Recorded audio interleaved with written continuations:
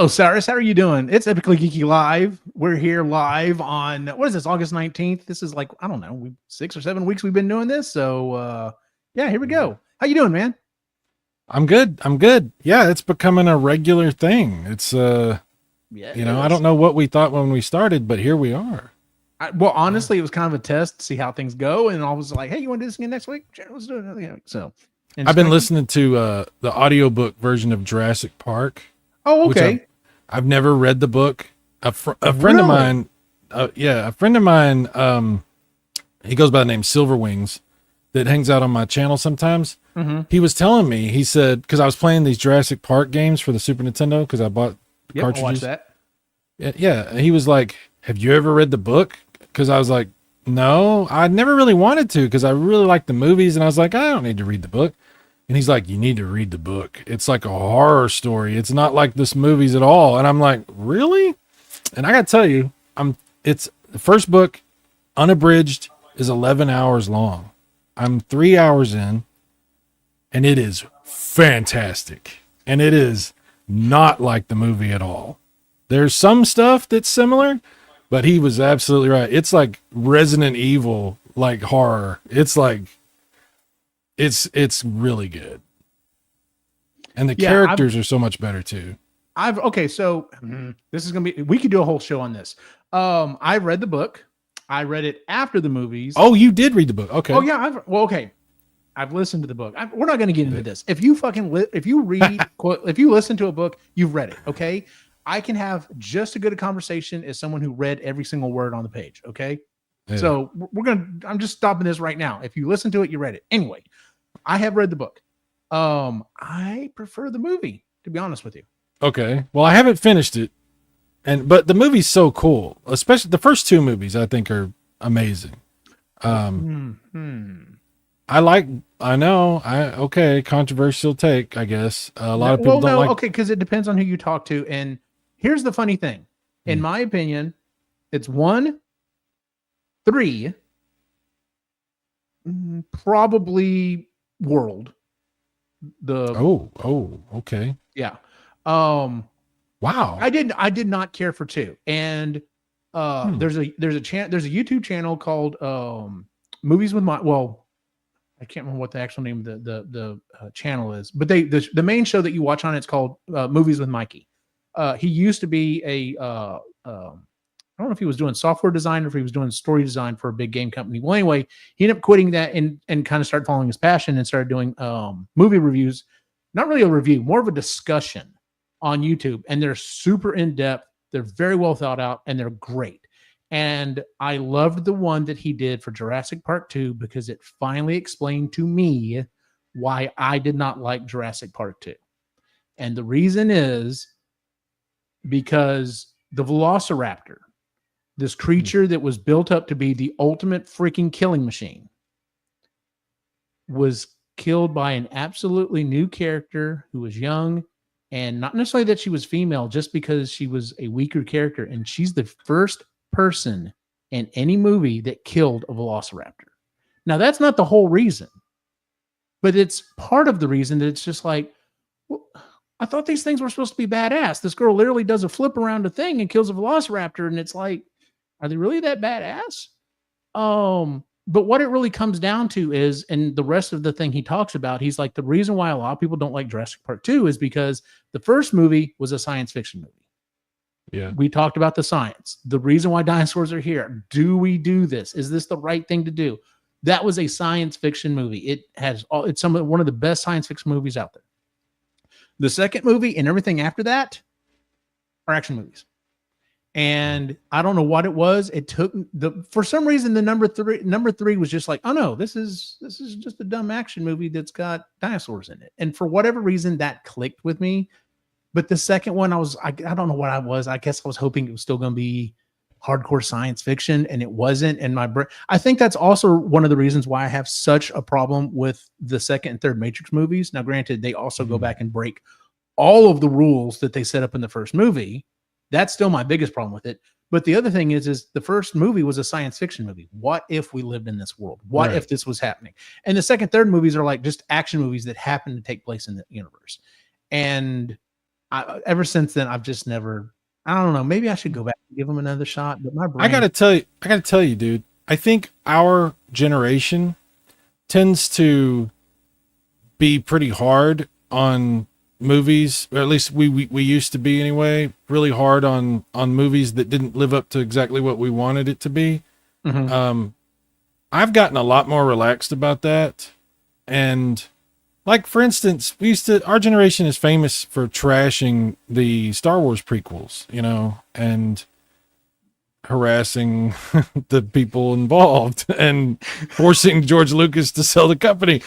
We're a bunch of a-holes, and we want what we want, and we just didn't have a lot of patience or sympathy for things that weren't what we wanted.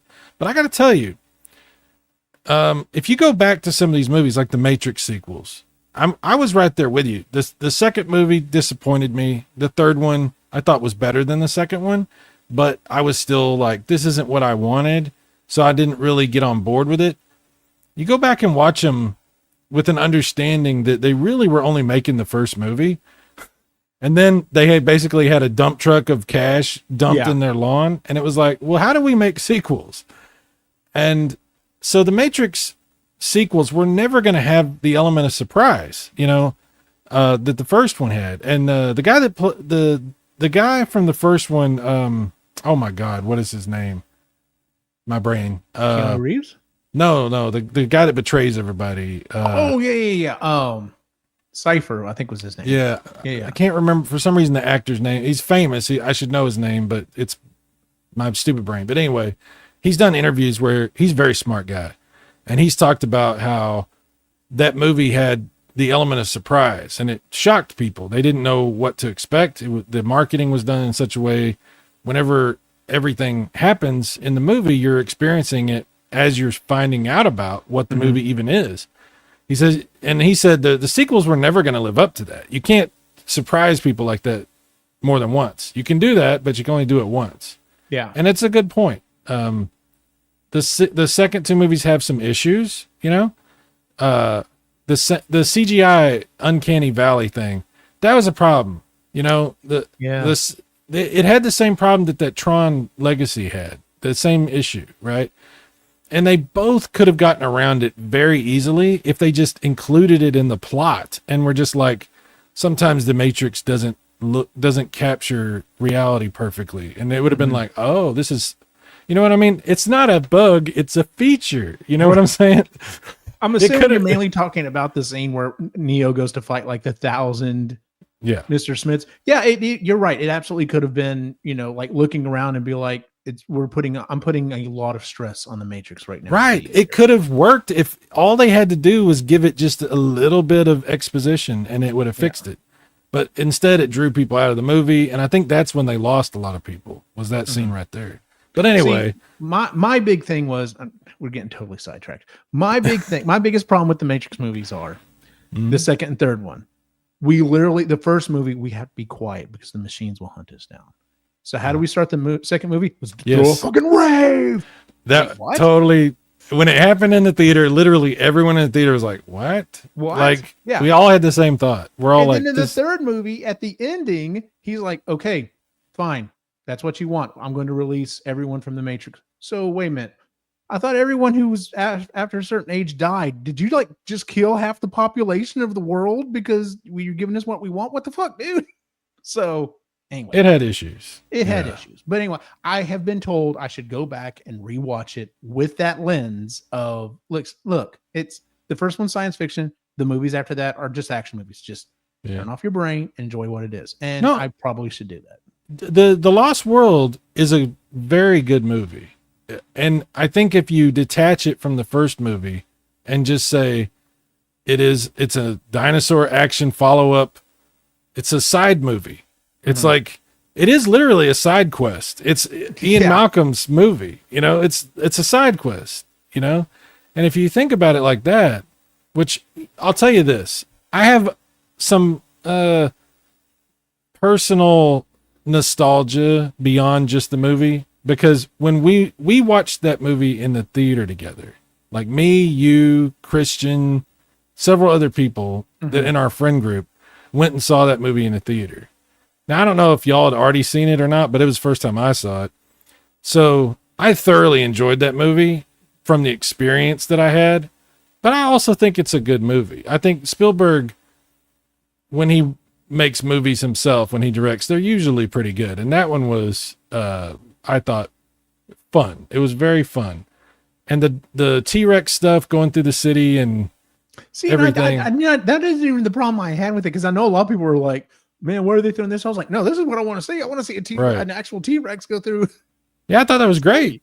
Yeah, I did too. And that sequence where they're trapped inside that whatever that was, extended bus thingy. Yeah, that was really cool. Extremely well done. Yeah. Yeah.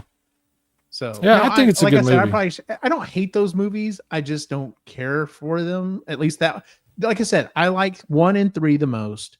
I probably should go back and give 2 a second shot.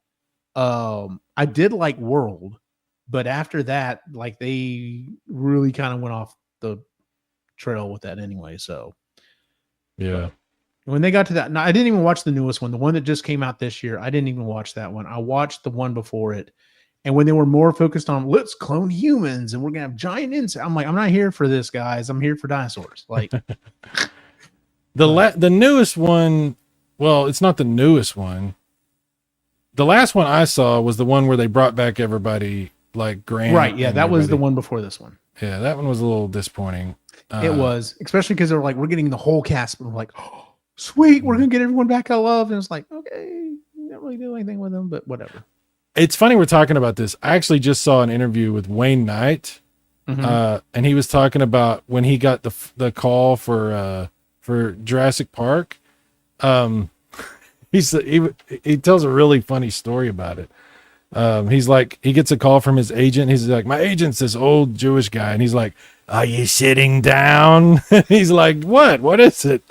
And the guy's like, Spielberg, he wants you for his movie. And Wayne Knight was like, I thought that was the goal, was to get big movies like this, anyway. But he said that the reason he got the role is because Spielberg saw Basic Instinct, and Wayne Knight has a scene in Basic Instinct. I forgot about that.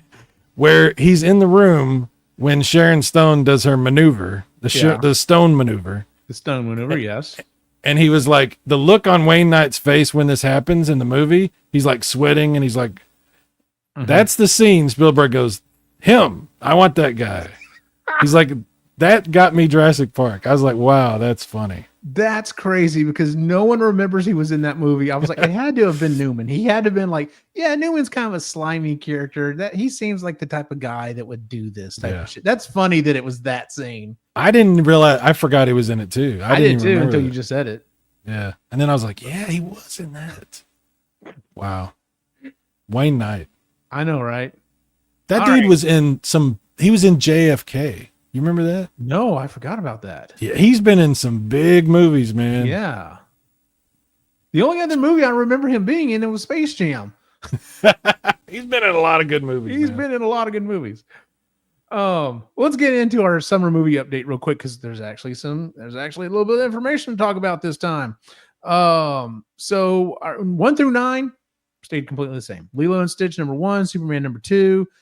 Jurassic World, like I said, is not going up any, but neither is How to Train Your Dragon. But Fantastic Four, it's slowing down, but it's getting close to overtaking How to Train Your Dragon, so that may still happen. Final Reckoning and Thunderbolts are pretty much locked in at their time. F1 is still making money. There's still a slight chance it might get the #7 spot. But the one that surprised the hell out of me, I didn't think anything had the gas to hit the #10 spot, but freaking Weapons came out of nowhere and knocked Elio out of #10. Yeah, the question is it's still got like 4 weeks, I think, until we end the game. So like no movies past September 1st. September 1st is, I think, the deadline for new movies coming out. And then we give everything at least 2 weeks to try to make any money it can. So I think, yeah, the 15th of September is the last day for the game. So it's got like 4 weeks that it can keep piling on money, and there's an outside chance it could take the #9 spot from Final Destination. You said you haven't seen it, but you know people who have. It's Because I know very nothing popular with about this movie. like young people are going nuts over that movie. It's like it's pretty popular. Like I haven't seen it. I know people that have watched it. I've heard different things. You know, some people said they really liked it. Some people said it was weird. There's some stuff they weren't sure about. But it's being talked about, and the young people are hungry for horror movies, dude. They are hungry. Tell me about it. There were so many horror movies this summer. I was just like, is fall already packed? Like, is that what's going on? And this is the spillover at this point? Or people are just like, no, we're gonna put it in the middle of summer because why not? That's when people go to the movies. But this movie knocked Pixar out of this. I can't believe that there's no Pixar movie in your top 10. Nope. Times have changed. Look at the movie that, but I mean, look at the movie that did it. It's a freaking, like the advertising for it, nothing about it was even slightly interesting. Like most of the time, the reason why people would go watch a Pixar movie, myself included, was because, it looks great, but it looked like it had story that I was interested in. And this didn't look like it had any kind of a story going to it. I know I originally thought when Disney officially bought Pixar, they said they were going to kind of mingle the Disney animation and the Pixar teams. And I was like, that's a great idea because you could take a little bit of the goodness from Pixar and add it to the meh at the time Disney stuff and kind of even things out. But that's not what happened. It really seems like they took all of the great people from Pixar and moved them over or something. All the talent went over. Something happened because Disney's actually had some bangers of some, animated movies, and the last couple of Pixar ones have just been hit or miss. Like they knocked it out of the park with Inside Out 2. Like that did fantastic, and it was a really good movie. But then it has something like this come out. I'm just like, I have no interest in seeing this. I even asked the boys. We went and watched. What was it? The Minecraft movie. We went and watched the Minecraft movie, and there was a trailer for Elio on there. And I looked at them. I was like, does that look interesting to you? Didn't to me. I just want to get their read on it. And they're like, no, I don't want to go see that, Dad. I'm like, okay. So not that my boys are plugged in to know all the cool stuff that's happening or whatever, but still. Look at the gulf between Elio. Is the name of this movie? Elio, yeah. Okay, look at the gulf between that and the number one movie on your list, right? Mm-hmm. Lilo and Stitch and Elio. Yeah, and 89 million to 421. It's wild. And that's just, and now remember, these are just domestic numbers. This isn't even worldwide. Like worldwide, Lilo and Stitch is like, I think it's getting close to the billion mark, if not already over. Like it's ridiculous. These remake. Yeah, these live action reimagine like How to Train Your Dragon is number 4, That's big. These kids like that stuff. Yeah. So well, as a result of that,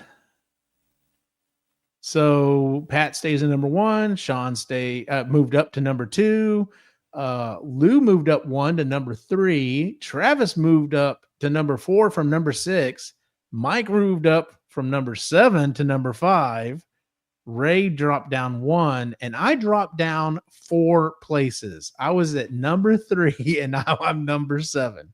I have been saying, because there are a couple of people in the Ghostbusters community that are playing the game. Johnny and Travis are 2 of them. And I was telling them, I was like, when I started posting, hey, here's the things, and they're like, boy, you're like at number 1. I'm like, nope, I'm screwed. Because if you start off really high at the beginning of this game, usually you don't end up very well. And I was like, I doubt I will make the top 5. And had this change not happened, I wouldn't have. I would have probably been in the top 5 at least. But yeah, now I don't think I've got a prayer. Oh no, your points are oh my goodness. So it's not happening. So, but this is a hard game, and I tried to explain to people. I'm like, I think the highest anyone has ever won this game with was like maybe 70 points, 60 or 70 points, and the maximum was 103. So like, even at 75%, you're knocking it out of the park. I don't think did I ever win this game when I played back in the day? Or? I only ever won it once. So, I don't think I ever won this game. Yeah, it's hard because you never know what's going to happen. Like I will never forget the year that we had, literally like the last week, that movie Salt with Angelina Jolie dropped in at the number 10 spot and just completely screwed everyone over. Like it just completely redid the entire thing. So Wow. it is what it is. So, all right. Let's get move on to our first topic. So this is actually kind of a combination of two stories that I've actually seen out in the news there. Let's see here. So the first one is there's this little movie that's on Netflix. I don't know if you've heard it about it, Mr. I have Sanders. heard. I didn't know what this was. Somebody brought this up on a stream, and I was like, I don't know what you're talking about. And they're like, no, Well, it's not. I wouldn't say it's necessarily marketed to us, but yeah. I'm also not going to judge. Personally, I like K-pop. I think I like some of the music. That being said, K-pop Demon Hunters is getting a sing-along in theaters August 23rd and 24th. It was released back on June 20th on Netflix. Did not see the light of day in the theater, straight to Netflix. I have some other interesting news about that I want to talk about here in a second, but I saw it on a reel. I didn't get a chance to verify it, so I'm just going to kind of pass it on, take it with a grain of salt. That being said, this thing blew up. Apparently, it is hardcore enough that people who really like K-pop like really enjoyed it. It's also general enough that anyone could like it. So it's hitting this very special niche. But the songs are pretty decent. In fact, the one song from it, Golden, has hit number 1 on Billboard's top 200. Like this is a total complete, out of left field for Netflix. It has over 130 million views on Netflix. Like this is one of their biggest. I think they said right now it's the number 2 viewed movie on Netflix like ever. Like it's that big. And so they've decided, hey, come August 23rd and 24th, I'm sure probably as a Fathom Events type thing, they're going to do sing-along versions at select theaters. And the tickets are selling out for this thing. What I've heard on a reel, like I said, I did not do the research on this, so I can't verify this, but supposedly this is Sony Animation, the same group that did like the Spider-Man movies, which is why it does look so good and apparently why it is so well made. But apparently, from what this reel said, Sony didn't really believe in this movie. And they basically cut a deal with Netflix for here's how much money we want for it. And it's basically yours. And we're out. And so everything that Netflix has done after this, the marketing, sales of stuff, the music, this theatrical release is all money in their hands. Sony has missed out on all of this. And I guarantee you someone's going to lose their job if that's the case. Unless Sony cuts a deal for sequels. Now that may be where they would be the way to go with it. So, but I'm guaranteeing you they're probably kicking themselves like, oh God, what do we do? The story the reason why I'm bringing this one up kind of goes along with the next story. So Frankenstein is getting a theatrical release. I'd heard whispers about this movie, but I didn't really know a lot about it. But Guillermo del Toro, I always stumble over his name. Guillermo I can't say it del either. Toro. Yeah. I remember that's how I used to say it on the old tip. Guillermo del Toro's doing an adaptation of Frankenstein. The movie is set to premiere on Netflix on November 7th. I don't know if it was the pre-marketing. I don't know if maybe Mr. Del Toro said something, or maybe one of the actors said something, but apparently there was some kind of buzz that it might by chance get a theatrical release. And all of the Del Toro heads out there lost their shit when they were like, you're putting it directly to Netflix. No, I want to watch this movie in the theater where it belongs. And there was enough uproar that Netflix was like, hey, I guess we're going to release it on October 17th and we'll let it run till the 7th. Then we'll pull it out of theaters and then you can watch it on Netflix. My question, and I know they've done this before. There have been a couple of movies they've done, but they've usually done it just for very short, like 1, maybe week and a half, maybe 2-week releases, just in like 1 or 2 theaters so that their movies can be considered for an Oscar. I know they've done that. Oh, yeah. Mm-hmm. But this is something different. This is a wide theatrical release. And even though it may be a Fathom Events with the previous thing, I think they know they've got a good movie and it's going to make a shit ton of money. I think they know because the trailer's really good. The trailer's really good. So, and so my question to you is, do you think these are just two random things that just happen to happen roughly the same time? Or do you think maybe Netflix is like, you know what, maybe this theatrical thing is not too bad an idea. Maybe we should start getting in on some of this money. I think that it's documented. It's pretty well known at this point that all of the streaming services have struggled since COVID ended, or you know what I mean, ended. You know what I mean? Yeah. And I think Netflix is trying to target specific things for theatrical releasing, and I don't think it's about Oscars and stuff. I think it's about money. And so, yeah, I think this is a strategic decision. I know they're planning to do something like this with Stranger Things as well. Oh, really? I didn't hear that one. Yeah, they've done this for a few things, and it's very targeted. It's very targeted. And they wouldn't do this for a movie that they didn't think was good. And this has got a lot of great name recognition, obviously. The actors and Del Toro, Frankenstein, you know. Yeah. But it looks like it's a good movie. It looks interesting. It looks like a good take on Frankenstein. So I think, I think this is Netflix saying, hey, we've got a good product here. Let's make some money. Yeah. And I think this might be Netflix beginning to make a shift in how they view. Besserino says, "Sigh, money. Honestly, yeah, I think so." What you're right. What do I know about money? But I think this is the beginning of a real shift for Netflix, where we might see a lot more. Let's put our stuff in the theater first before we bring it to our streaming platform. I think they might be changing how they view their own service a little bit, which is fantastic. I love this idea. I love the idea. Yeah. Let's return to the old model of big movies having a big debut and theatrical run, and then they come to home video. I love that idea. You know, seems like we were getting away from that because they were just putting movies out on streaming and theater at the same time, and there was weird stuff going on. But it seems like these the way things are going with not just them but some other services too, I think they're starting to see that they can make a lot more money if it's a good product and they put it out. You're right. They're not going to do this with everything, but that to me is actually, it's almost like they're creating their own word of mouth, because for it to be a movie that gets chosen for that, or a premiere of a show or something, or a finale of a show or whatever, it's like almost like, oh, well, this is going to be good. Otherwise they wouldn't do this. So it almost creates its own like word of mouth. I think it's a really good idea.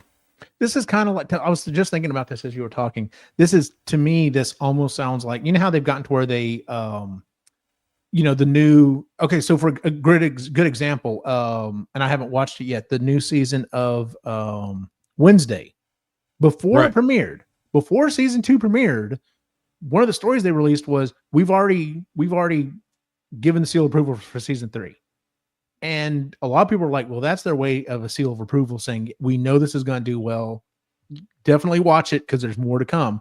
You can't necessarily always do that with a movie. And I think this is their way of doing that, is saying, hey, you're going to like this. Go see it. I think you're right.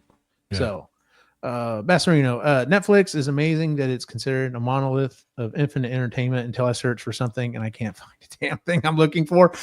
Okay, fair enough on that. The biggest problem I have with a lot of the streaming services is that if something would at least be out there for streaming all the time, it wouldn't be that bad. The problem is I go to look for a movie, usually something a little older that I'm wanting to show my boys, and it's like it's not streaming on anything. And I'm just like, really? There's you can't make a single dollar anywhere by having this sitting in the back catalog? Like I don't get it. But I will say now Netflix of any company is probably one of the best at throwing everything at the wall and seeing what sticks. Yeah. It's bit them in the ass a couple of times. Like they are definitely not, they definitely don't have a 1,000%, batting streak. But I would definitely say they're definitely higher up there. Like the whole change from from DVDs to going, streaming. A lot of people thought, oh, that's stupid. No one will ever do that. No one's got the bandwidth. And it's like, no, people got the bandwidth. Um, trying to separate everything at one point and calling one of them Flickster and the other one Netflix. That didn't work out so well. They kind of stepped back on that. Their interactive stuff didn't do great, but they had it up there for years. They did finally take it down. And I know they were really trying to push into gaming, and it didn't really go too far. Yeah. I think it was doing okay. It just never caught on like they were hoping it was going to catch on. But yeah, I'm sure they're already playing around with this with some other movies that they think are pretty decent and trying to figure out, well, where do we go from here? And like you said, if it does great, they'll continue on. And if it doesn't, like I said, they're one of the first companies that'll be like, nope, this was a mistake. Sorry, guys, this isn't happening again. It's also a great advertisement for the Netflix service if there's a movie out in the theaters from Netflix, because people will go, oh, that's from Netflix. Maybe we should get Netflix again. Maybe there's good stuff on there. Like we used to have that long time ago, but we haven't, it's just a good idea. It's a very good idea. Yeah. So like I said, I was the last thing that Del Toro put out that I know of was that he had a series on Netflix, and it was his Cabinet of Curiosities. And they're just basically a bunch of little short stories that he's done. And I've watched several of them, and I will say some of them are very Del Toro. They're very, very much out there. But most of them I think were all pretty enjoyable. I enjoyed most of them. So that's the reason they actually went with gaming. I get that stupid impulse going Super Netflix brothers. What? Amazon tried something too, and it never really worked out that well either. Yeah, that's true.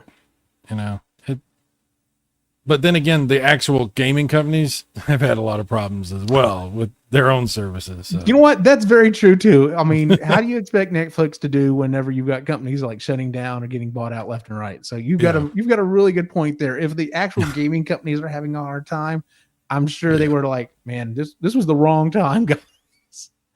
It's just everybody thought during COVID that they totally misjudged all that, the market, for what was happening. And it's been a problem. Yep. All right. So let's move on to our second and last real story for the evening. So I saw this I take that back. I heard about this on a podcast. And when you hear a new term, even if it's for a new thing, you hear a new term that's coined for something. And you might, I don't know, me personally, I kind of think, this sounds kind of like BS. One of the best examples of that I ever heard of was, do you know what a Xenial is?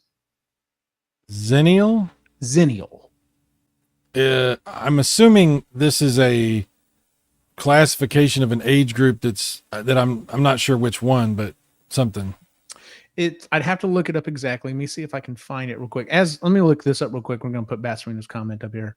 Gaming market, I think, has known when to firmly plant their feet against the brakes with services until they found the next live service games. Yeah. Let's see here. Xenial, because I want to get the actual. No. Yeah, there we go. Nope, that is now. Come on, Merriam Dictionary. Xenials.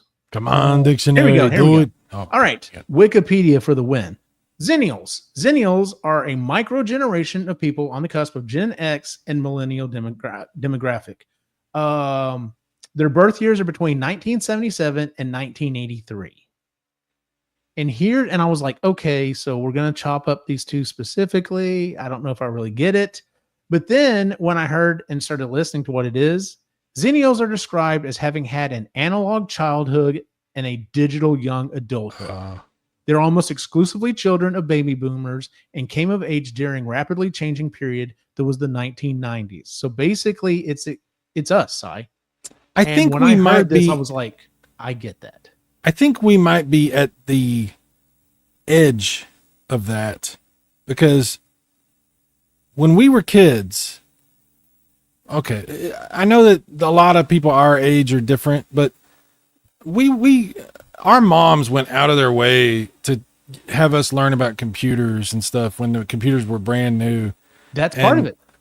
Oh, that is part of it. Okay. Yes. Well, I was about to say, so, okay. Yeah, this is us. You're right. This is us. Because think about it. We grew up, we're going to get on totally side. We grew up with analog telephones that were on the wall. When Yeah. they started getting cell phones and became digital, we just slid right on into that. Video game systems were very much digital, which is funny because they became more analog with controllers and stuff. Once again, we just slid right on into it.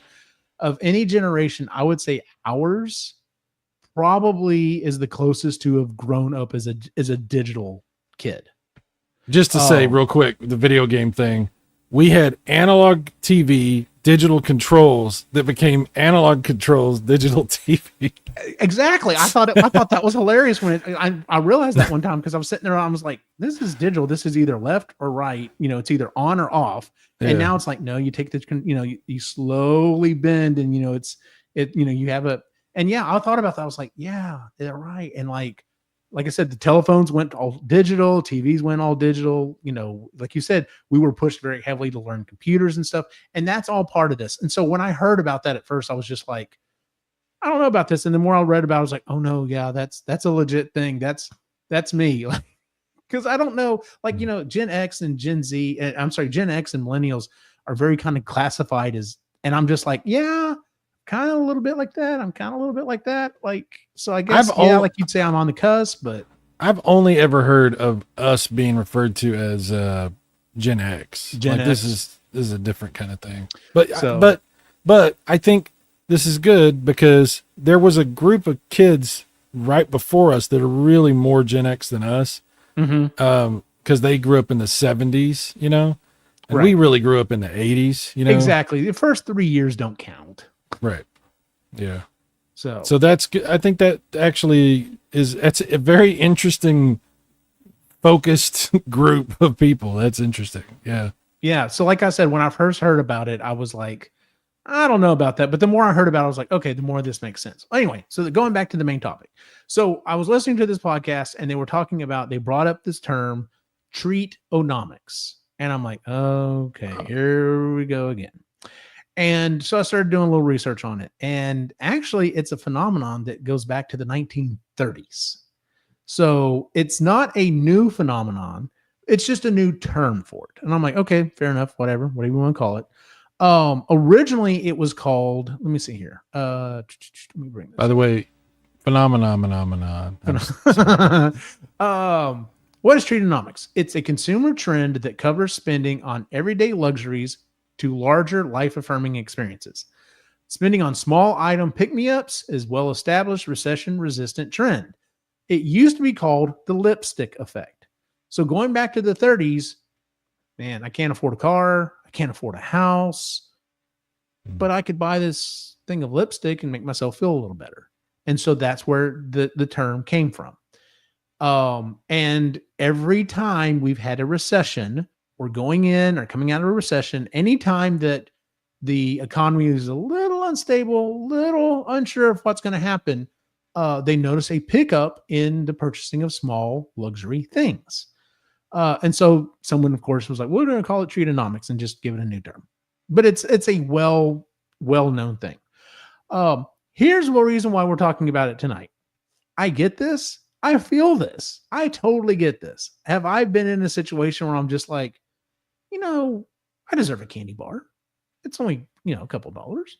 I deserve this. It's fine. I'm going to treat myself. By the way, that was one of the things I was going to bring up. Did you ever watch Parks and Rec? Oh, yeah. Do you remember the Treat Yourself episodes? Those were some of the best episodes. I love that show. I do too. That is such a good show. Yes, it is. By the way, I have to mention, you said a couple of bucks for a candy bar. What has happened to us? Oh God, I know. It's like, wow, but it's true. You go to the store. True. I remember my day, candy bar used to be less than 50 cents. And now seriously, I go to the lane, I'm like, I might grab a Snick. How much you want for a Snickers bar? Yeah, it's nuts, it's not even the king size. It's not even the king size. I don't even think they do the king size. Maybe they do, but oh no, I've seen them there. You buy a king size, you got to like take out a loan. You got to talk to somebody. Seriously, like a king size candy bar, depending on where you're buying it, is as much as like a value menu at McDonald's. It's ridiculous. It probably has more calories than the McDonald's meal. Let's be honest. But Bastarino, oh no, it's the Labubu doll, the white thing. Yeah. So no, I was going to ask you about this side. Do you know what these things are? That I specifically picked this picture. I don't. These are called Labubus. It's the new it thing. Apparently, you buy now. Of course, the bigger ones, I don't know if that's the case, but like the normal, whatever quote size thing they are, you buy them in a box, and they're an unknown thing. And it's very much, to me, it looks very much like a redo of the. Do you remember Monchichis? That's exactly what I was thinking this was. I thought That's it was what that's what yeah. Xenials think these are. I thought it was the Monchichi. Monchichi, Monchichi, Monchichi, Monchichi. And so it's kind of like that thing. Masserino, I only know about these because of Osmongold. Asmongold. That's a Asmongold. famous YouTuber. Yeah. Okay.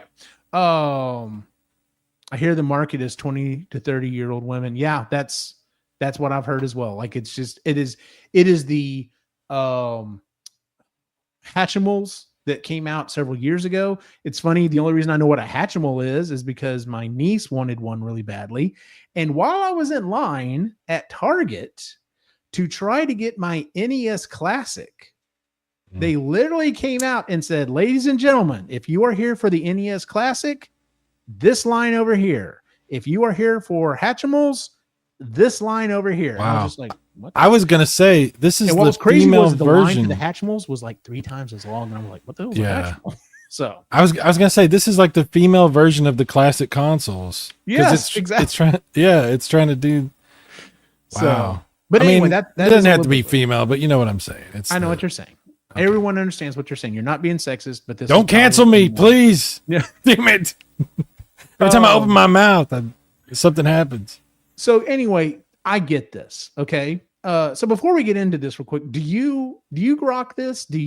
Are you the type of person that like, do I what? Do you grok this? Do you like, I don't know what you just said. Do I grok this? Yes. Do you not know that term? No, I've never heard that. What? It's basically a term. Do you understand? Do you feel? You got young kids. You be hearing these terms. I'm listening to the radio. Grok is not a new term. Well, I've never heard it before. To me, it's new. Damn it. Fair enough. Anyway, I was gonna say, I was on the way to work this morning. I'm listening to the radio and I hear them talking, and it's like a bunch of crap that I don't understand. And I'm like, oh my god, I'm old. I don't know what these people are saying. Oh, I have that happen all the time, especially when I'm out in the hallways and there are kids talking. I'm just like, what? It's like, it's going to just, in a couple of years, it's just going to be like grunts and weird noises, like not even words. And you're going to be like, what?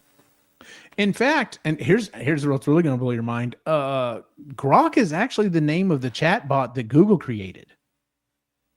Okay. The AI chat bot. Yeah, that's what they named it because it understands you. It groks you. So okay, I don't know. In the spare room. I don't know about that. If you do, they're worth some money. So you know what? That may have been a good investment.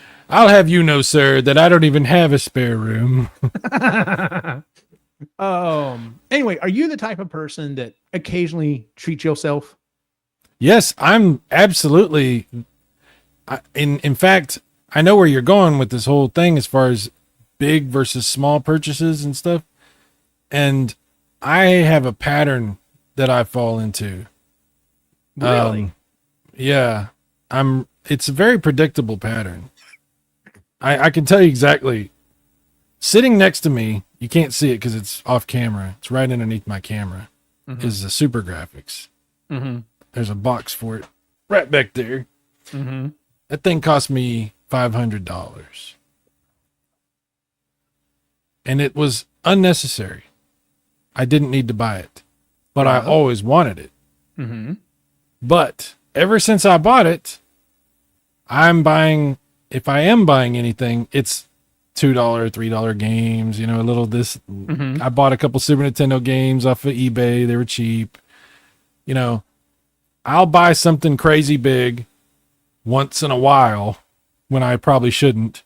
And then I'll only buy little stuff here and there, but I will still buy little stuff. Mm-hmm. And I probably shouldn't buy, I can't really buy any of the big stuff right now anyway. But yeah, I do this where I buy little stuff, I have friends that will only buy Steam games on sale and stuff like that. They will only do that, Yeah. Absolutely. So that therein comes where the conversation I was going to have about this was, because in the article, in the original article I was reading about this, it lists, like it said, everyday luxuries to larger life affirming experiences. And when they started listing some of the stuff on this list, I'm like, that's not a treat. That's Yeah. that's an expense I have to plan for. That's what I was getting at. That's what Yeah. I was getting at. Now, Yeah. that being said, I will be the first person to tell you I'm cheap. I am a cheap ass person. My wife will tell you that. My boys will probably tell you that. I'll agree with that. Okay, in my defense, I grew up, well, the early part of my childhood was fairly, middle class or whatever. My dad had a home building company. My mom worked for him, and they started doing very well in the mid to late 80s, to the point he actually opened a second home building company because they were building so many houses and doing so well. At one point in the late 80s, early 90s, my parents had built this, I think my mom said it was like a $500,000 house in the late 80s and early 90s, to tell you about that. This huge house. We had plenty of money. It was out on a small plot of land. Like, both my parents drove nice cars. We had a boat. We were living pretty high up on the hog. And within a couple of years, now granted, I'm young at this point, so all this just kind of blends together.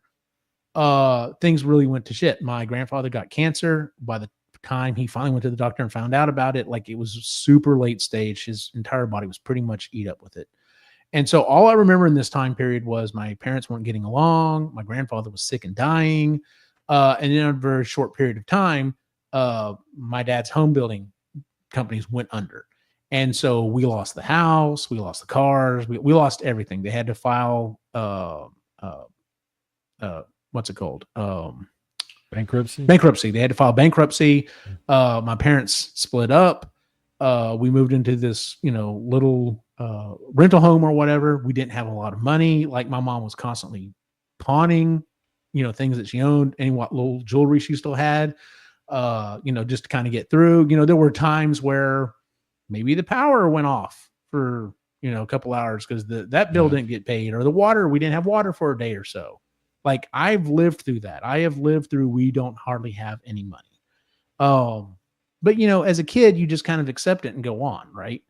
But that has definitely stuck with me because that's still in the back of my brain to this day. Like, my wife and I have fairly well-paying jobs. We have a nice house, but in the back of my brain is always, but this could end. Something could happen and this could end. So I'm very, to be nice about it, frugal, but I'm a cheap ass. I'll be very honest with you. So that being said, that's why I'm a cheap ass, and I'll completely, talk about that. So, before we get into this real quick, Basserino said, it's usually just a pick me up where I try to psych myself up on cheap games and guitar pedals and accessories. The last PC I built was a decade ago. That's one of the next things. Basserino, totally. I totally get that, dude. I grok that. But so what I did was I put out some surveys and I asked some friends of mine on Instagram, on Discord, on, I even went around to some people I know at work today and was asking them. And so what I started asking was, at what level do you start going, that's not really a treat, that's more of an investment type of thing? And so let's just kind of talk about it a little bit, because I want to find out where we hit your level that you go, I don't know about that. So here we go. And Basserino and anyone else who's in the chat right now, please jump in. I'd love to hear your opinion. So here we go. First thing off, $1 to $5. Soda, candy bar. Is that a treat? Me, absolutely.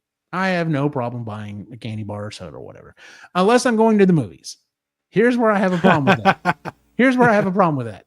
If I take my boys to the movies, I have to buy 3 sodas and usually the extra large popcorn so it can be refilled at least once. The last time I could have only gotten away with just the large, but whatever.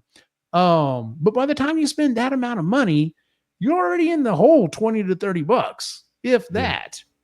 And then you want a $5 thing of candy on top of that? No, we're not doing that on top of it. You can eat popcorn and be fine. You'll be all right. So yeah, candy, soda. I get that. I'm assuming you're on board with that as well. Yeah. I mean, yeah, absolutely. Okay. $5 to $10. Maybe you get yourself a nice coffee. Maybe you go get yourself a fast food meal because you're tired of cooking that night.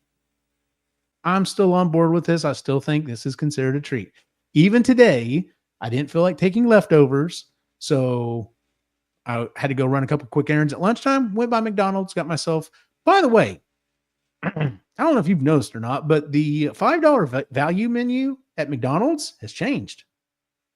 I haven't noticed it. The chicken sandwich, 4 nuggets, small fry, and a small drink are still $5. But if you want the spicy chicken or the McDouble, it's now $5.50. Oh, wow. And I'm like, okay, it's only 50 cents, but by the time you add tax to it, now it's $6. I'm like, I was spending basically $5, and now I'm spending $6. I'm like, all right, McDonald's, I see what you're doing here. It's not going unnoticed. So I only use the app at McDonald's. I don't ever order at the thing because I get much better prices. Oh my God, yes. Like if you're not using the McDonald's app, okay, here, I'm about to go on a rant. I freaking love the apps for pretty much almost all fast food places because yes, you do get deals and stuff. Some of them, like their value are not their point system or whatever is like so heavily weighted. It's like, dude, I'm never gonna buy enough food from you that I'm never gonna get anything free. McDonald's, on the other hand, has a really good return. The worst one out there that I've used is Shipley Donuts, and the reason why is in the year 2025. They still want to add a $1 or $2 service fee for using their app. What the hell? They want to charge more for using the app? Yep. So I have literally forgotten about this, put in an order, been in line, and almost hit submit. Wait, you want an additional $1 or $2? Cancel that out. Went up to the drive-thru, ordered it, waited, and I was just like, no, like this isn't 2011. You're not still dry running your app. This is ridiculous. They must really not want to use that app, I guess. Wow. I guess so. Yeah, they must have been like forced. I'm just like, guys, come on, it's 2025. Get with it. All right, weird. $10 to $25. You'll see a movie. Maybe buy yourself an action figure. I'm still on board. I'm still on board at this point. This is where I get a cheap game off of eBay that I find a cartridge or something. Yeah. It's not something I do all the time, but I will do it here and there. Right. And I want to bring up some of that stuff here at the very end. So I'm still on board at this point. Yeah. But here's where you lose me. $25 to $50. I can't tell you how many times by the way, when I looked up the collectible, that was one of the first things that came up. And I was just like, I've got to put it on there. I want to see what size it is. It's a very pretty plate. It is a very pretty plate. Bassarino says, I'll do anything except store cards, apps. I just want the service. I don't care about the service. I just want whatever it is I'm buying. And in fact, I know you and I've had this conversation before. If there's a self-checkout and a person, which one are you going to, Si? Well, see, I'll tell you this. I go to the person now. I used to go to the self-checkout because I didn't want to deal with the people. But I don't go to self-checkouts anymore because I keep seeing these stories of the self-checkout not scanning things right or doing something and you not noticing, and the person goes to walk out and they get arrested because the store saying they're trying to steal or change prices and stuff. There's weird stuff going on. I don't like going to the self-checkout unless I'll still go to self-checkout sometimes, but I've gotten to where I really just I'd rather go to a person now. I don't know. I'm flipping.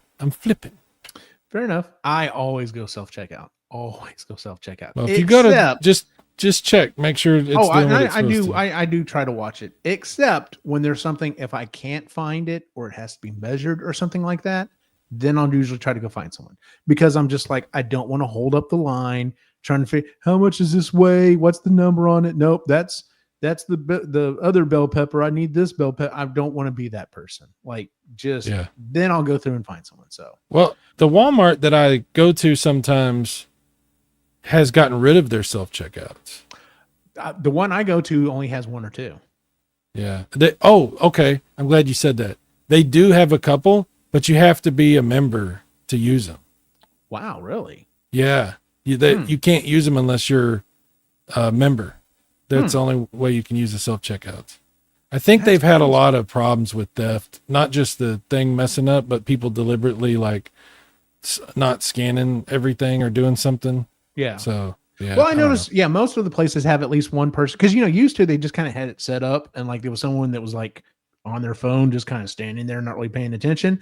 And I have noticed they are definitely more active. Like if I did run, this used to drive me crazy at freaking Lowe's. If you go buy glue or spray paint, oh Hmm. no, we got to make sure that you're over 40 so that you can buy it.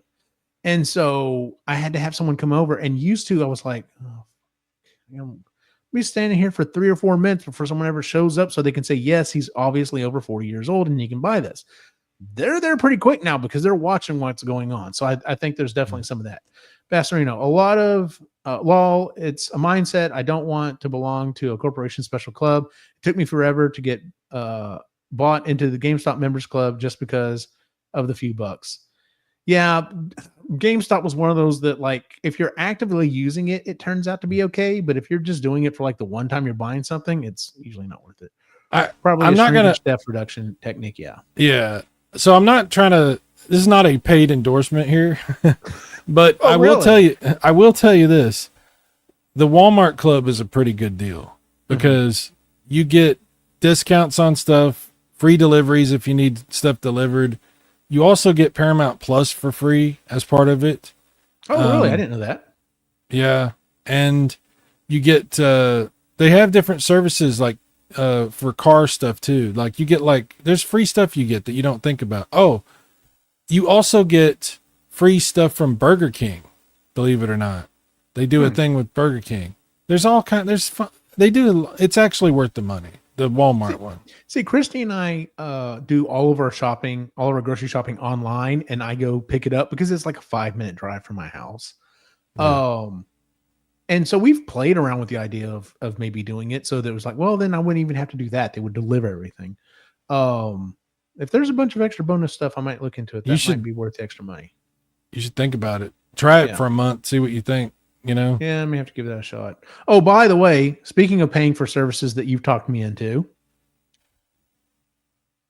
still using YouTube Premium or Plus or whatever it's called. Because YouTube Premium. dang it, you were right. Like, Best service ever.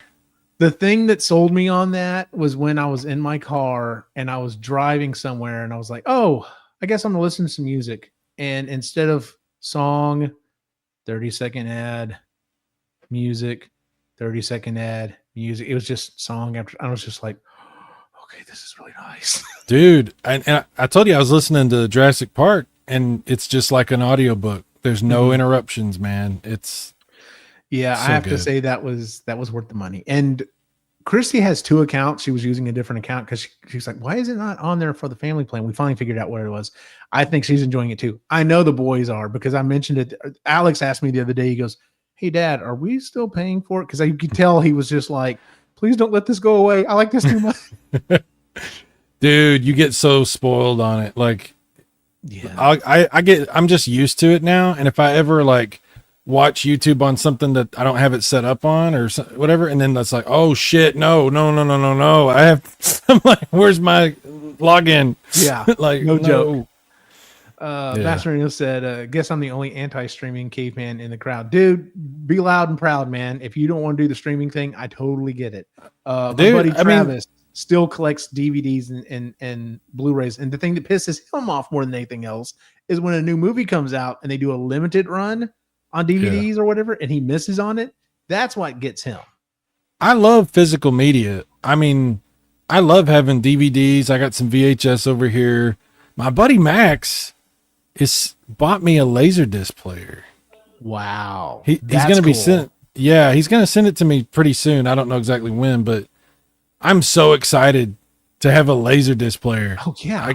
I can't wait. I'm I like, don't know about you, but when Laserdisc came out, like that was the new super expensive, I'm never going to be able to afford this media thing. yeah, So I've never thought I would ever own one ever. like a Neo Geo, right? It's like that. It's Yeah. the Neo Geo of home video. Of home media. Yeah, Yeah. absolutely. What's so cool about Laserdisc is it's a you know, it's not what you think. It's not there's no digital thing. It's not digital. There's no compressed video. It's analog video on a laser. Mm-hmm. So the look, we watched his laser disc when I was up there and visiting him, and it looks amazing. It really does look good. And I can't wait to get it because I want to put it into my retro tank and see what the quality looks like when you capture it at the highest, fidelity, I'm just very curious. But anyway, I think physical media is awesome, and I don't like to stream a lot of stuff that I like, music and stuff. I much rather have like a cassette tape or a disc or even just MP3s. I'd rather have my own collection of music. Okay, that's where you get me on that one. Like so like for my Switch, most of the games, almost all the games, I bought physical media. Of course, I had an Xbox Series S, so you can't do physical media on it. Yeah. So all of it was digital. I pretty much stream all of my movies and stuff. Bassarino says the other day I got Gattaca, Fifth Element, Johnny Mnemonic, Starship Troopers for $5. Yeah, that's insane. Hell yeah, dude. But when it comes to music, I'm still that person that goes, I like that song. Pull up the music app on my iPhone and pay $1.29 or whatever it is for that song. I don't listen to enough music that paying for one of the streaming services or whatever makes sense to me. Christian, on the other hand, is much more that way. Like you can listen to it on YouTube with a lot of it. Yeah. YouTube Premium gives you a lot more music. True, but the thing is because of the way that I'm driving, sometimes I hit dead spots, and I'm just like, no, I'll just keep the copy of it with me. So, I feel you. You. All right, so you're still with me on? Are you with me still on $25 to $50? That still makes kind of sense. Maybe $50 is not a treat. Mm-hmm. I'm gonna tell you, 25. Yes, that's like okay. I'll spend 25. 50. We've gotten to the point where it's going to have to be pretty good. It's going to have to be something kind of special. Like, okay, I'm thinking twice about 50. Same. Yeah. And I've gone to the store multiple times. I was like, man, this, whatever it is, Transformer, this, man, these studio series look like they pulled them out of the screen. They look so good. And I'm like, man, that is really cool. And the boys are like, Dad, why don't you buy it? I'm like, no, it's like $40, man. I can't just drop that on a toy. I'll buy a $10, $20 toy if I really like it, if it's really cool. But if it's $50, I'm probably not buying it. Yeah, like I really have to think about it. The last time I spent $50 on a game was 2018. Oh, wow. Nice. Wow. So it's been a while since I've done that too, but it hasn't been that long. Yeah, I don't know when the last time I bought a game at full price was. Like the last game I bought was probably Stray when it came on the Xbox, and even then it was on sale for maybe $10. I might have spent $10 on it. So, and then of course like a month later it's on Xbox, Anyway. $50 to $100. Maybe a video game, Bluetooth headphones, maybe a controller. To me at this point, I have to seriously be like, nope, this is something I'm going to plan for. Yeah. This is like once every few months, once every 2 or 3 months, you might do something like this. This is probably going to fall in the category of this is what I'm asking for Christmas or my birthday. Yeah. So yeah, this is in that range for me. So yeah. $100 to $120, $250. TV, concert tickets. This is planned for me. Yep. This is a special thing. Yeah, we're on the same boat here. $250 to $500 game console, an Apple Watch. Yeah, this is the ballpark where you absolutely, this is where you hem and haw. This is where you're like, no, but I really want, but no, but I'll think about maybe, no. And if you do it, you're making arrangements to do it because nobody has $500 just sitting around. Exactly. Like, yeah. I'm either getting a new credit card or I'm doing something to do this, you know? Well, guess it's beanie weenies for the next couple weeks. Right. Yeah, that type of thing. Yeah, I get you. Or this is my treat for this year. This is okay. I have a direct, like I said, the super graphics is this because, and when I got the super graphics, it was a big, I was like, I don't want to spend this money. This is a big deal, but I can do it on payments and it won't be as big a deal. And I'm only doing this until I pay this off. And then maybe I'll think about something else, but I'm not making another purchase like this until I paid this off. Nope. Totally like it's a big deal. Yep. Yeah. Absolutely. Totally get it. $500 to $1,000 at this. Number one, jewelry is not, I'm not a jewelry person, but a laptop. This is something I've also have to plan for. And this is something that's like, okay, this is the laptop that I'm buying that's going to last me for the next 6 years or whatever it is. The gaming computer, like that was $1,100 and something dollars. And that was, yeah, dude, that was, I think I'm still paying for that fucking computer. Masterina, I think the $200 to $500 last console is about 8 years. The aforementioned PC at the time was $1,100 initially. Hey, it lasted this long. Yeah, no, dude. That's exactly what I paid for. If you're going to drop that much money, it better last for a long time. Yes, it's a big purchase. That is a big purchase. Well, for most people, we're going to get there in a second. $1,000 or more, cruise, trip to Disney. I just don't do these things. That's I don't just either. One time when I was married, we were going to go to Disney and we figured it all out. We had a deal. We had it all planned. And this was in, I want to say 2006, around 2006. And it was going to cost us almost $7,000 to go to Disney. And we didn't do it because I ended up getting let go from my job at that point. This must have been 2008 because that's when that happened.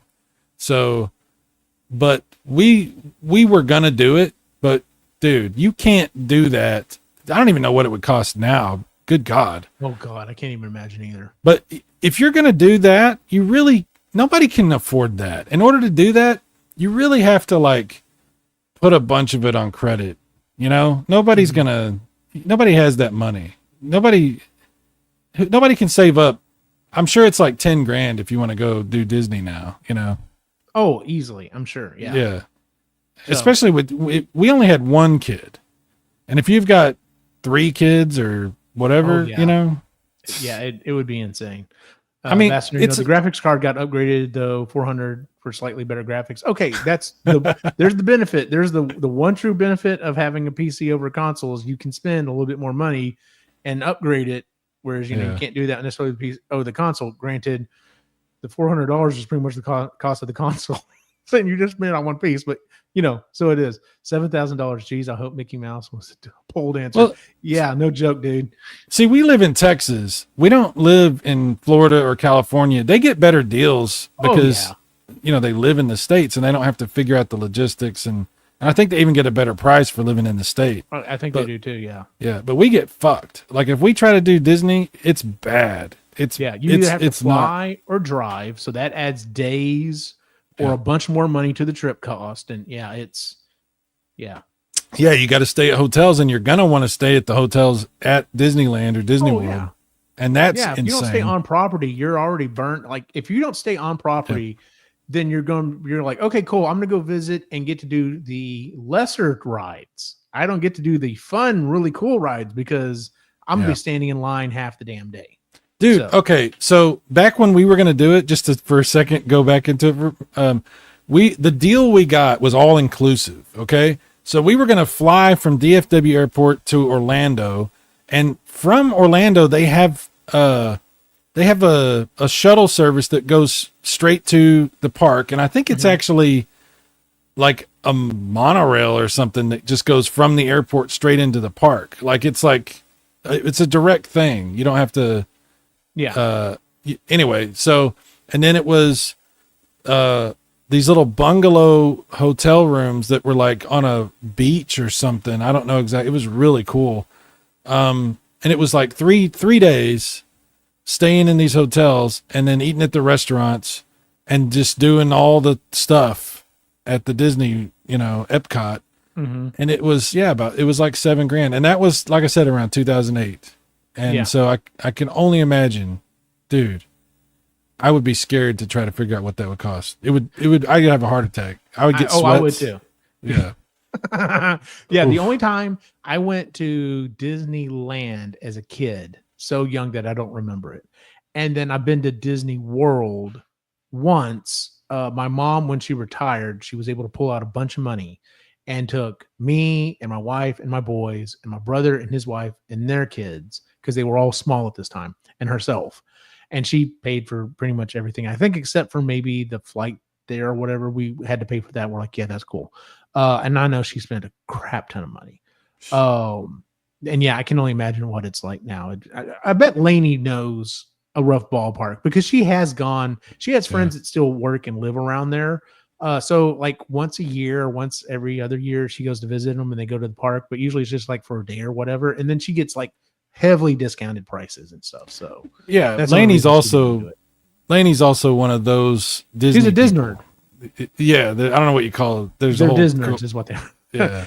I don't know if that's their word, but that's what we call them. So they have a whole culture. It's Oh yeah. All right. So before I get to the last slide here, like I said, I asked some people, I got some input or whatever. It's funny because when I asked this on the Epically Geeky Discord that we have, that's just, the kind of people that are on the shows and stuff. The only answers I got were from 3 people, and they were all $1 to $5. Like that is a treat. Everything above that is whatever. When I asked the Ghostbuster group, I got a wide range of stuff, and it's very specific, because they're like, is this a daily treat?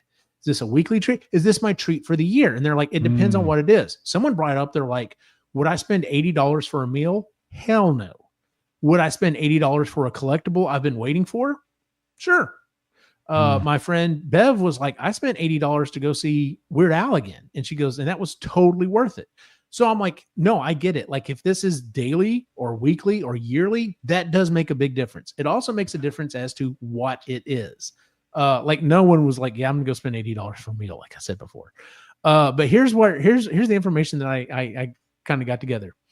So this is what the breakdown was at. $1 to $5, 14.3%. The same amount of people said $250 to $500. Oh, okay, hang on. Is this a treat? $1 to $5, 14%. Anything over $1 to $5, they were saying, is not a treat. 100 to 250 is a treat? $200 to $500 is a treat. I mean, it depends on how you define treat, right? Because once again, that's what everyone got into the minutia for. They're like, yes, I spent $250 for my annual trip to whatever, to go visit my family or whatever. They're like, I consider that a treat to myself. So I'm like, I know this is very subjective. This is not like a hard line, whatever. I was very general with this. I was just like, what do you consider treating yourself is kind of how I referenced it. And these are the numbers that came up. But of the biggest numbers, most people said $50 to $100. And 2 of the people that were in that number were my boys. And I was like, really? You think $50 to $100? They're like, yeah, because after $100, like I have to save a lot of money for a lot of months, because they get an allowance, and they're like, I can save $50 to $100 over a couple of months and buy the new controller that I want, or I can buy the new whatever, the new game that I want. And I was like, okay, I totally get that for your age, because I was really interested to say, what do 13-year-olds consider that? And once it goes past that $99.99. Oh man, Dad, that's a lot of money I've got to save. And I was like, dude, I get it. Like, there's part of me that understands that. Dad's still down in the 25 to 50 range, but I get it. I'm thinking about Steam, because I will go look at the specials on Steam, and sometimes I'm only looking for a certain price range. Like if I'm just like looking for something, like let me see what there's on sale, I'm taking the price range down to where the games are like less than $10. Like that's what I'm looking at. I'll do the little slider and I'll look at that. But if I'm maybe looking for something a little bit more substantial or whatever, then I'll bring that up to maybe $30. Right?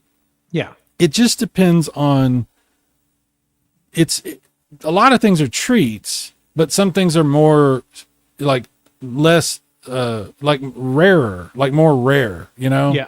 Like, yeah, it's like, okay, I'm going to buy a Super Graphics. I'm not buying a Super Graphics every week. Obviously. You know, that's like, I mean, it took me 30 years before I finally bought it. You know, I talked myself into doing it finally. And I bought it at a time when it's very expensive, which was, you know, not the right time to buy it, but it was the right time for me to buy it. Right. But I knew it was a bad idea. I knew it was super expensive, but I knew I really wanted it. And I said, fine, I'll bite the bullet on this, but I'm not, this is a once in a, I may not do this again for 2-3 years. You know, this might be a while before I do something like this again. Before I get to Mascherino's comment, I'm going to argue with you on your comment just a second ago of this is a bad idea. Have you been playing it? Yeah. Have you been enjoying it? Oh yeah. Then I don't see it as a bad. No, I love it. Bought it and played it once and been like, then yes, that was a bad idea. So. No, I'm not saying that I regret buying it, but I'm saying I can't do that again. Oh no, and yeah. You know, I'm not. It had to be something really special for me to even think about it. Mm-hmm. And that was something that I couldn't stop thinking about, you know? And I was like, technically I can afford this. Do I want to do it? It's going to be painful, but I really do. How bad do I want it? And when I finally resolved that in my head and I said, yeah, I really want it, even if it means there's other things that I'll miss out on, I was like, yeah, I'm going to do it. You know? Nice. Basserino points out from the chart, though, it seems 25 to 100 is considered a treat. True, if you kind of average them together and lump them together. If you spread it across a few weeks at a time, it's not a big a plunge. And you're absolutely right. That was one of the questions that came up was how often are we talking about? Are we talking about like every weekend when I go shopping? Are we talking about going back to like maybe the coffee? Like, you know, yeah, I go shopping every week and I treat myself with a nice coffee that's, you know, $7 or $8, whatever. Or are we talking, this is my treat for the year. This is my treat for maybe the month. This is my treat for, you know, I got the raise this year or whatever. And it really depends on how you kind of cut it up. And that's what everyone said. A lot of people were just like, yeah, I may have someone even told me, yeah, I think it was one of the people that said 250 to 500. They're like, yeah, I consider that a treat for the year. That's my treat for completing another school year or completing whatever it was. So yeah, I know it's very subjective. I just thought it was kind of a fun topic because like when I originally started reading it, I was just like, that's a lot of money for a treat. So, I mean, I'll buy a cheap 99-cent, $2, $3 games. I'll do that every other week. You know, It's not a big deal. I'll do a couple of games here and there. Sometimes I'll spend $30 on 10 games or something, you know? Or I'll buy these cartridges, you know, this isn't one of them, but they bring out like new cartridges for these old consoles sometimes. And the Atari ones are like $30. And I'm like, okay, maybe once every couple months I'll buy one of those, you know? Yeah. It's very subjective. And I guess it depends on how much cash you have also, you know, like if I wasn't paying a ridiculous amount of money for my car, I would be buying a lot of stupid shit probably, which that's kind of why I bought the car. One of the reasons, because I'm like, look, I need this. And if I get this, I won't blow my money on nonsense. Mm-hmm. Unfortunately, it's a lot of money. So yeah, there's a lot of weeks when I'm like, can I eat McDonald's? You know, it is what it is. Oh man. Well, that is our show for the week, ladies and gentlemen. If you would please give us a follow, like and subscribe, do whatever you do on the old YouTubes there. I know liking and subscribing is still a thing, but like we discussed a couple of weeks ago, is ringing the bell a thing? Is that still? I don't even think the bell works. It works sometimes, and I don't know. YouTube does weird stuff because I'll set the bell on literally everyone I'm subscribed to that I want to see their stuff, and it won't do it. Yeah, and I'm like, man, when's the last time that guy did a video? And I'll go look, and like he just did one yesterday, and he's been doing them, and I'm like, what? I don't know. See, that's YouTube's strange. that I know I'm a weirdo. I know I'm one of the few people that probably does this, but on my bar at the top, the shortcut that says YouTube takes me to my subscriptions page. And you froze for half a second. It takes me to my subscriptions page. That's the first thing I check is who has put out what. I go through those videos, and then once I go through those videos, then I go searching for other stuff. So, yeah, I treat it almost like it's kind of like my version of TV Guide for YouTube. It's literally TV like, Guide. all right, what's on? Okay, well, they put out a new video, and there's something there. So. But yeah, I know I'm one of the few people that does that. So, but anyway, if you would please like and subscribe, we do really appreciate it. Bastarino, thanks again so much for joining us in the chat. It's always fun. We always like getting the input. If you're listening or watching to this after the fact, like I understand you may have something going on Tuesday nights. Well, guess what? We're going to have to change up the schedule a little bit because one of my boys is about to start playing football next week. So we're going to switch to Thursday nights, probably same time, 7:30. So hopefully maybe that works out better. You can come join us and jump in the chat, and we'd love to hear your input. So let's see here. Where was I? What was I doing? Oh yeah, that's what I'm doing. Let's talk a little bit about the social media. Cyrus, where can we find you online? Just look me up, Super Mega Graphics 64 on YouTube. That's pretty much it. I don't do any other social media. I have a Discord. Is that really social media? I guess it's social media, but it's not. I don't. We could have a whole hour conversation on that. Yeah, but So- okay. If you go to there, you find me. There's my other channel, Super Mega Graphics 64 Plus, which I don't update nearly enough. But if you find me, you'll find everything I do, pretty much. So, yeah. And you can find us at epicallygeeky.com, where you can find the other shows we do, including the Marginally Geeky, Creatively Geeky, Sustainably Geeky, and of course the Epically Geeky show. We're actually recording a new episode tomorrow for Creatively Geeky, and next week there should be an episode of it, and I think Sustainably Geeky. I think she's got an episode coming out Monday as well. I may start talking to the group and see if they want to start doing the shows live as well. We'll see. I think they may be okay with it, and if they do, that will be adding it to the live stream. And then if you want to follow my individual wacky adventure, you can find me at Optimus Gene on Instagram. You can find me on Facebook, but it's pretty much the same thing on Instagram. Just follow me on Instagram. It's much better to go that way. Anything else going on, Cyrus? You doing any new shows or anything coming out here anytime soon? I'm just doing my regular stuff. I've been on other people's channels quite a bit. We might be going to start up in television golf again. Okay. I'm not sure if it's going to be on Papa Pete's channel or on Chuck's. I'm not sure. But I think Chuck is doing it. Anyway, people don't know what. There's other things, but I have a playlist on my channel that says me on other shows. So if you find that playlist, you'll see the other stuff that I do on other channels. So Very good. Very good. That's smart. Good job. yeah. All right. For everyone on the site, have a good